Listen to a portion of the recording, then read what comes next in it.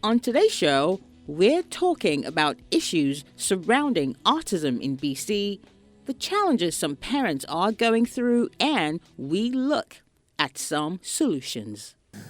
Hello and welcome you watching The Ledge. I'm your host Lola Acala. So glad that you could join us in another episode of our show. Today we're talking autism in BC. Autism is a neurodevelopmental dysfunction characterized by verbal and nonverbal communication, restricted, repetitive, or stereotyped behavior. It is a condition that most children don't show signs of until about the age of 3 years old. And for many families with children struggling with this disorder right here in BC, they have criticized the provincial government for failing autistic children in the province. A case of which we saw with Prince Rupert resident Angie Robinson last year. At 11:56 a.m. on April 2nd, 2014, Angie Robinson wrote a last Facebook post saying, more needs to be done for our teens with special needs. They are neglected. Canada needs more residential and respite care for families hoping to keep their children at home. Soon thereafter, Angie took the life of her 16-year-old son, Robert, and killed herself as well. Our deepest sympathy continued to go to the families they left behind. These are members of our provincial community, and it is important for us to keep highlighting these issues, not only to take a look at the failures in our system that allows this sort of thing to happen, but to seek answers and hopefully find solutions so that these deaths are not for nothing or forgotten, and most importantly too, so that other families do not find themselves in this predicament. And with me in the studio to talk about this issue of autism in BC is one of my favorite people. She is forthright and tenacious in her will to protect the children and youth of this province. It is the BC representative for children and youth. It's Ellen Turpel-Lafond. Hello, welcome to the show. Thank you for having me. Oh, indeed, it's a pleasure. You know, we absolutely champion the work that you do.